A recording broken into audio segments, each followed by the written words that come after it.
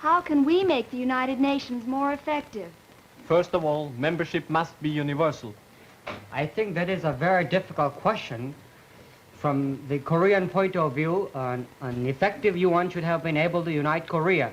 I think we can make the United Nations more effective by providing more economic aid to the underdeveloped countries. I think the most important way would be trying to harmonize different ideologies instead of propagandizing them. We've been greatly assisted in preparation of the material by the cooperation of scholastic magazines. Now let me introduce to you the high school students from 4 countries who are participants. Johan Holtz from Norway. Johan's here tonight because he started raising such fundamental questions at the very end of last week's program that we had to get him back to try to go into them more thoroughly. Hae-Jun Park from Korea.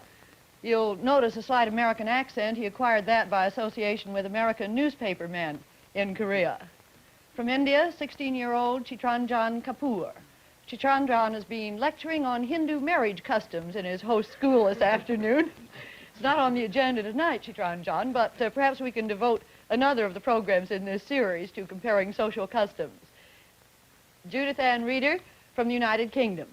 Judith is a member of the Spartan Swimming Club in her native Bournemouth, and I learned that it's only her trip to the United States that kept her from taking a Christmas Day dip in the Atlantic Ocean this year.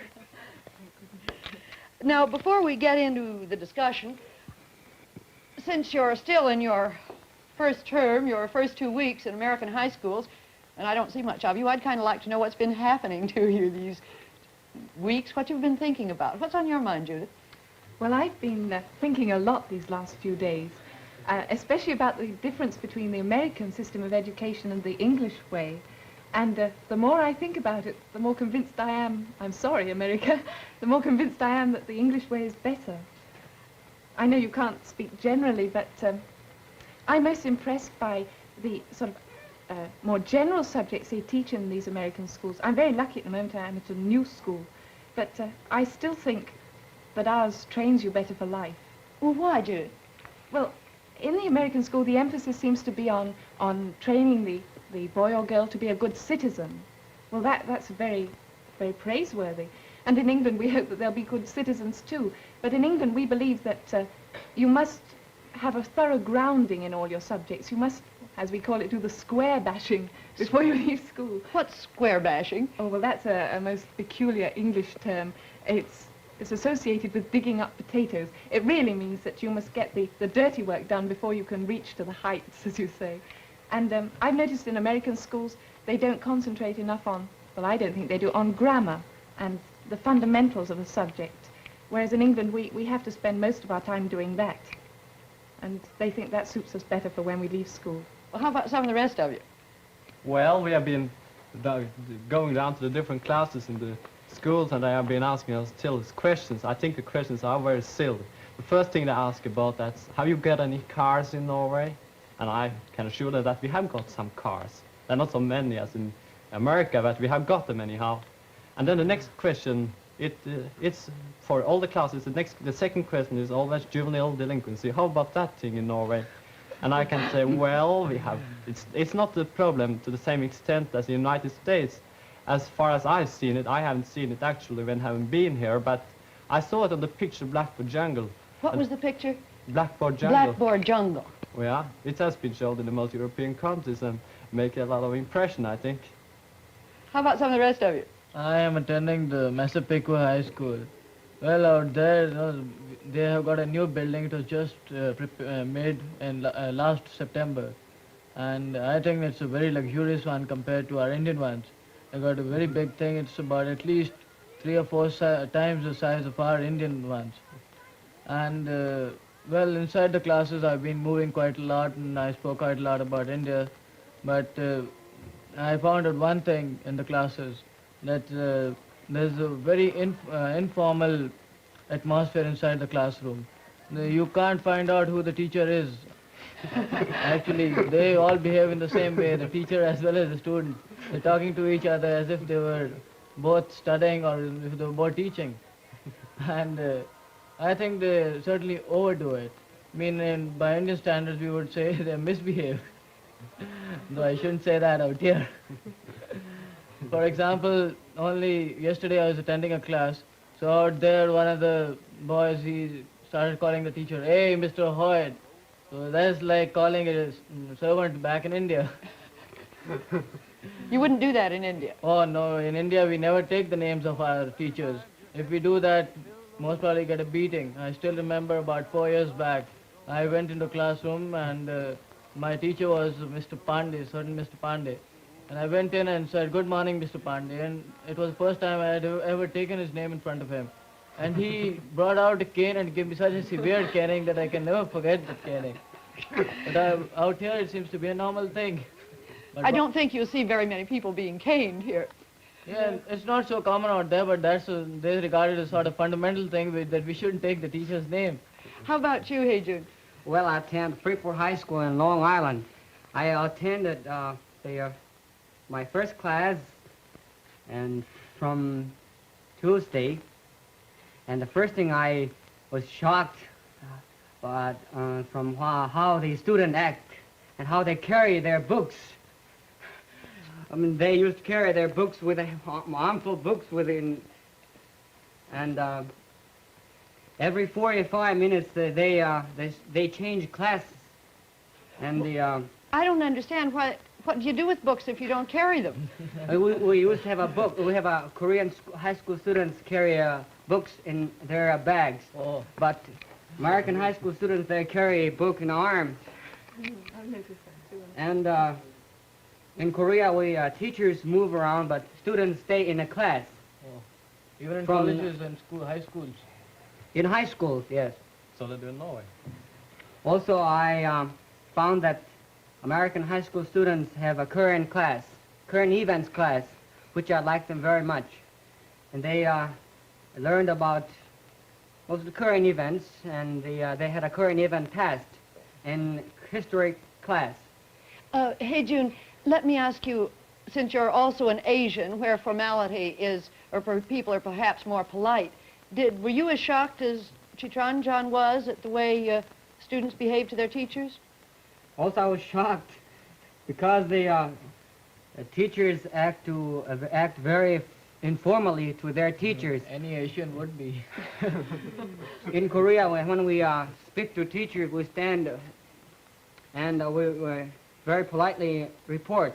We speak to our teachers, but American students stand and may I act? Yes, go ahead. What do they look like to you? And they act like this. They put their hands in the pocket and they move around. Well, maybe you'll be a good influence, Hejun, in I your was very school. shocked. But there are good things also. For example, I liked the lunch very much, which was for only 40 cents. I think it's very cheap. If they had the same thing in India, it would be very good. Did you have to pay for it? I didn't have to, but all the others had to, and I think it was a very cheap one. Yeah. Yesterday I had a lecture for 45 minutes in history class, and they asked me, do you know about rock and roll? Can you answer that? What is rock and roll? So I do not know, but I know it's a kind of dancing to jazz music. As a matter of fact, one of the students, the South African representative, the first thing he got when he come over here after having stayed here a few days was a crew cut. And he seemed to, he was not satisfied with that. He wanted to be completely Americanized, and he learned to dance jitterbug and so on, like a crazy man, you know, in this way. The haircut, he got it because it's very expensive out here to get your haircut after. Maybe that's the reason. That's why people have crew It cuts. costs at least $1.50 to get your haircut, and then the tip and whatnot. And Americans are very poor people, you know. Look, I've got to get on with our discussion question. How can we make the United Nations more effective? Now, I think the first thing we want to do is to get some facts. How about each one of you telling us what you know about the United Nations personally in terms of your own country? Well, as a matter of fact, Norway is considered to be one of the so-called welfare states. And accordingly, I don't think that we need so much help in the economic help and so on from the United Nations. But of course, all Norwegians, they are conscious about that the United Nations today is our only hope to survive in the atomic age. And accordingly, they think that we all should support the United Nations in a moral way. And as a matter of fact, I've been as lucky as to be in one of the UNESCO classes they have in Norway. They got 3 classes with a special UNESCO program. That's studying international relationships and so on. And in our school we also have a so-called United Nations Club, and I've been a chairman for that for 1 year. And we have got... You've been the chairman? Yeah, I have pretended to be at least. I've been How about active in- India, Chief? Well, in India, UNESCO has done quite a bit, but I think it could have done more had it had more funds.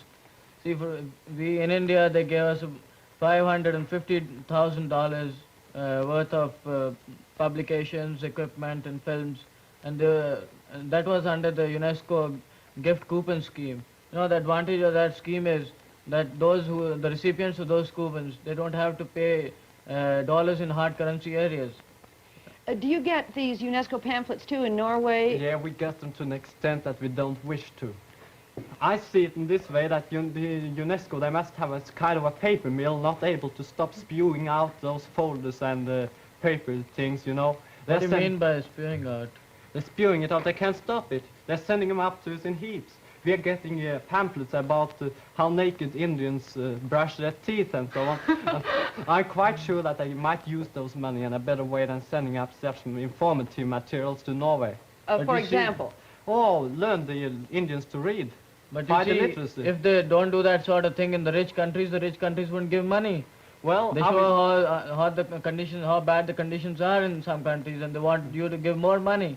But if people like you regard it in that way, I don't think we could succeed. I think you've been successfully silenced for the moment, Johan. How about Korea?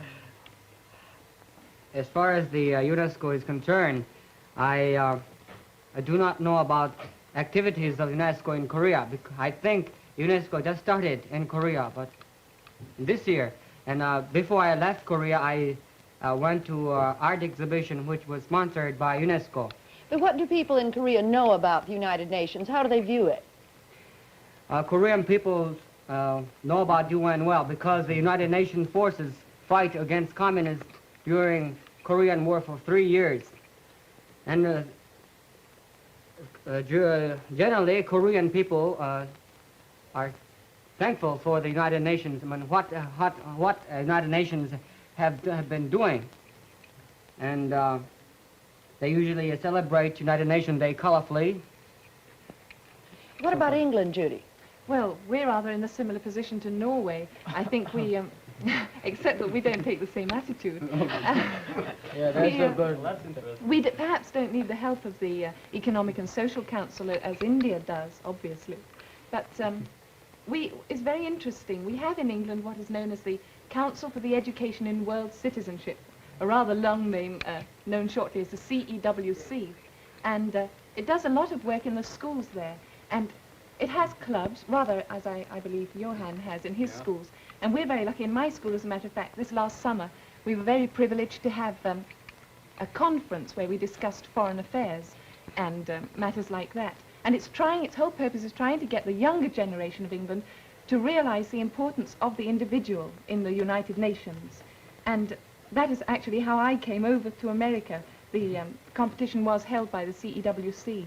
And this last Christmas in England, in London, they had what are known as the Christmas conferences, where thousands of school children gather and discuss political events.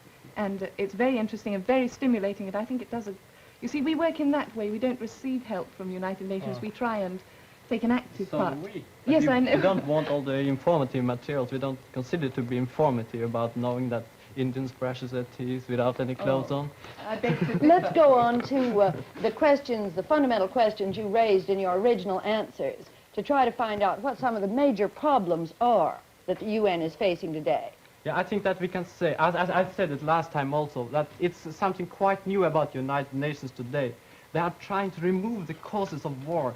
They have inquired into the causes and found out that the war, it is not only a result of differences in ideologies and so on. It's because of the misery of the people. And therefore we have to give the underdeveloped areas, such as India and so on, the help and aid, and in the economic, educational and so on, in that field. And I think that's some of the important thing about United Nations and the sub-agencies are trying to fight against those evils. You're agreeing with Cheat, then, that a major problem that the UN has to face now is the matter of economic aid. Would you say that's more important than universal I membership think it's that the you most mentioned? important problem the United Nations is facing today at all. Is there any disagreement on this? Yes, well, half and half. I think that the United Nations has got to do something more fundamental than that. I agree that that work is vital if we're I going think to have that's the peace. fundamental work. Well, I don't Yes, it agree. is. To create Well- a foundation Okay, upon which let's we'll be hear able your to point of create view. a Yes, but- dynamic peace. Yes, but don't you think that's all going to come to a dead stop unless something is done? You know how difficult it is now. Some countries want China to be admitted to the United Nations and some don't.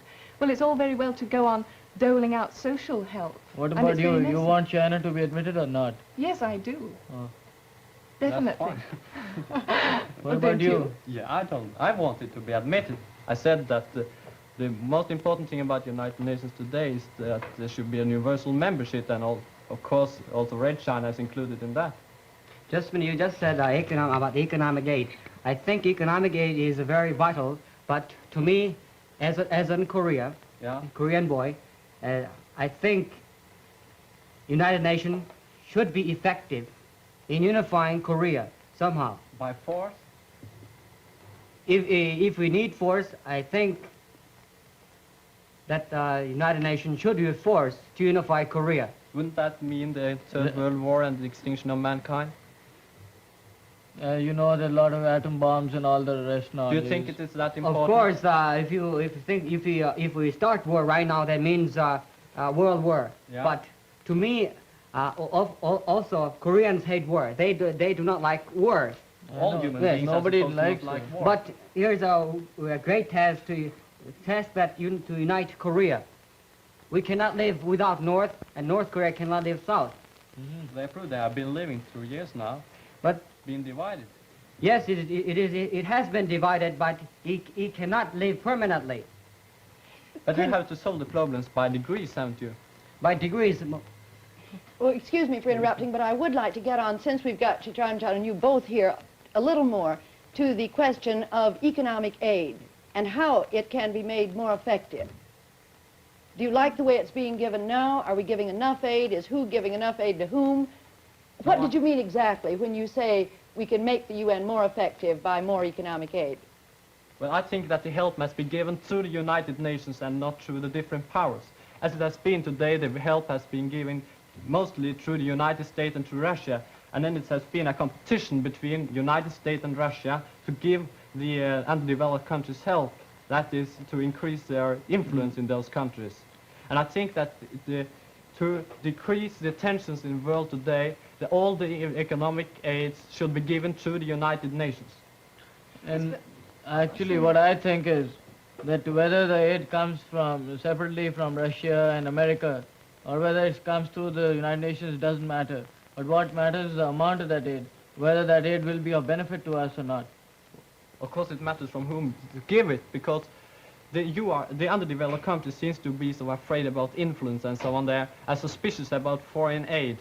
They must be aware of the fact that today a stranger is not a synonym for an enemy. Oh, and at Judy- least in India they don't think that a stranger is a synonym for enemy. Or there seems to be some places. That's an interesting point you've raised, don't you think, that now the East and West, Russia and America, are sort of fighting between each other. There's There's an a air of competition, yeah. competition. Well, don't you think that's a good It's thing? called- No, They're I don't. all It competing- raises tensions in the world today. Oh, I Oh, disagree. it's a sort of I healthy think rivalry. it eases tension, yes. And now that these underdeveloped countries are in a much better position now. I mean, instead of begging for our profit help. by a competition, but we Yes. must see the world as a whole, and it won't profit by an increase of tensions. Yes, but it's not tension in a warlike atmosphere, Yes, is it now? This is more it is business, tensions. commerce. You see the tensions rising. You see the situation in the Middle East. The help has been given first now by the Western powers, and then suddenly Soviet interrupted, and she offered help, and of course the countries wanted that help, and they took it. But And- Johan, excuse me, I think you're confusing two issues. The Middle East was military aid. Now, if I understand what you have been saying, you're saying that economic competition to aid the underdeveloped areas is a healthy rivalry. Isn't that what your point Yes, was? it is a sort of healthy rivalry because both the sides try to win over the friendship of the people, and they know that one way is of giving economic aid. And Well, they try the competition and all. It's we, India, and the rest of the Southeast Asian countries who benefit, because Burma is also getting a bit of aid, and I think after some time, Afghanistan is also getting some aid, and I think after some time, maybe Indonesia or some other countries also get it. They actually all do get aid, but not to the same extent. And the extent is of course, is rising with the competition arising between West and East. But I don't consider this to be of any good. I consider this to be an evil, because it increases tensions in the world, and an increase of tensions in the world, we can't have any more increase, otherwise the whole world will collapse. You see, Do you think then it would be better if this economic and social aid was sort of organized entirely through the United Nations? I think so, yeah. Just by one body sort of Just doing by that? the whole world. The United Nations is an international organization, and accordingly the whole help should go to that organization. Okay. It has been very, I think I don't like the tension that has been to go outside United Nations in solving all the world problems today. They have got the United Nations, and they should make that organization strong enough by letting the things be solved by the United Nations. but do you know something? See, some time back the Russians promised to give aid to India. They signed up. I think it was about $91 million packed for a steel plant in India at Bhilai. Now, just hardly about a month or two after that, America has promised us $10 million. It wouldn't have done that if Russia hadn't. So there's sort of healthy competition, and the countries benefit by that. Yes, the countries on the receiving end always benefit. Yes, I agree. Of course, it's profitable for you, but we must see the world as a whole. And Not only for us, you see. Yes, of course, it's for you who get the aid. But don't you think it makes, it eases tension in the way that, well, I would have thought it would ease tension by making the countries not think in military terms, but want to sort of aid these other countries socially. Surely that does them good without them knowing it. Yeah. Sort of thing. Well, there seems to be an honest disagreement between you as to whether economic aid should be channeled through the UN or whether this, what you call Yeah. healthy competition, No, should actually, continue. I don't But mind. I just want to know about the amount of the aid, whether it comes from America that's or the Russia. important thing. But let me ask you, are there any other injustices in the world that the UN should be doing something about, in addition Oh, to the economic injustice? First thing, of course, comes up the question of membership. See, the League of Nations failed on this point, that it didn't have universal membership. Some countries did not join it, and some were kept out of it. Now, when the United Nations started, at least it started with the idea of universal membership. Now, after some time, the Republic of China, the new Republic of China, and the lawful government of China, it was excluded from that, and it has not been recognized by some countries. It's not been represented in the United Nations. That's a very great injustice being done to the people. Actually, it's not a question of whether we like a government or whether we don't like a government. The fact is that it exists, and it has to be recognized like that. And Hey, Joan, you're looking skeptical. I agree with you. Chitranjan, do you mean that the Red China should be admitted to Oh, the yes. United Nations? I think it should be. Why? I told you the reason just now, you see. Because the government in Peking is a de facto government of the Red China today, and we have to consider facts, first of all. Also, I want to ask you a question. Oh, yes, And, do by all means. That's why you are here. do you think that the North Korea should be admitted to the United Nations? Oh, no, I No, don't no. think it should be until it is united with South Korea and both of them apply together for membership of the United Nations. To me, and China, the problem in China and problem in Korea are same thing. Of course, but you have to work by degrees. If you once have admitted I Red don't China to the understand, United excuse me. Nations, I don't understand No. about degrees. by degrees, by and I by. mean gradually and Yeah, gradually, yes, yeah. yes. And then if you once have admitted Red China to the United Nations, then it's a possibility that they can sit down and discuss the problems. To me, the aggressive nation, not the the country which does not love peace should not be admitted to the United Nations. How do you That's the say, only how do you say obligation it does stated not in the- love peace? It Just does a love minute. peace. In 1945, since 1945, the communists tried to conquer the whole mainland of China. And as soon as they finished the conquering, See, Civil the war. fact is that just a the minute government now. is there. Whether Now, they got support from Russia. In 1948, But what Chiang they- Kai-shek got support from the United States. yes, they did. See, look, compare No, the wait, Wait, area. let me let him finish, finish, Prabha. Chief. Okay. In 1949, They, North Koreans, got help from Russia, and next year they invaded South Korea.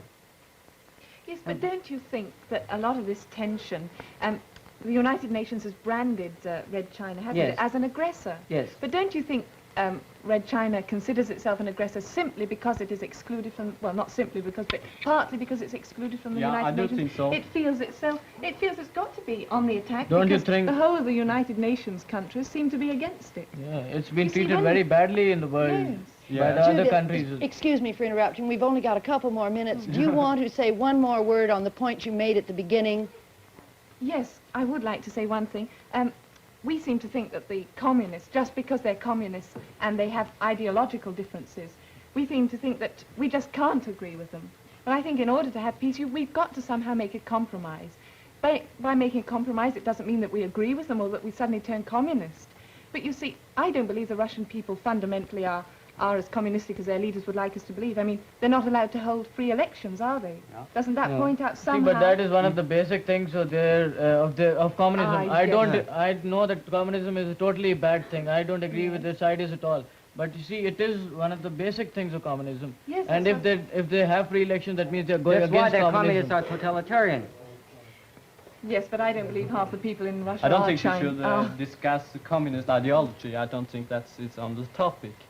You have to consider But facts. Judith's point, Yes, I but think, you that see- she made so eloquently at the beginning was that rather than having the UN as a place to propagandize rival ideologies, Yeah. it ought to be some place where one could harmonize them. They've Oh, got yeah, to of forget course. they're communists for the time being. Yeah, I agree with you Yes. completely. Communists or no communists, work for peace or to progress. They're all human beings, you know.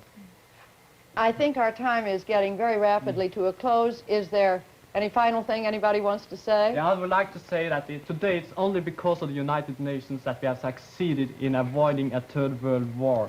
And as long as the United Nations exists as a body, I don't think it has failed. I fully support you. Well, I think that's a very good note to end on. And in trying to look at this question, how can the United Nations be made more effective, I think you've helped us all, both by giving the way in which people in your country regard the UN, what the UN is doing in your countries, and the various solutions you've suggested, among them universality of membership and channeling economic aid through the United Nations. It seems to me that you've given us not only alternatives, but some solutions to the question we asked at the beginning: how can the UN be made more effective? Thank you all, and be back with us again next week. This has been The World We Want, a program featuring students from 33 countries from the four corners of the earth. They are spending 3 months in the United States as delegates to the 10th Herald Tribune Forum for High Schools. This program is presented in the public interest by the New York Herald Tribune in cooperation with the Educational Television and Radio Center. Decor for this program was loaned by the Maya Company, New York.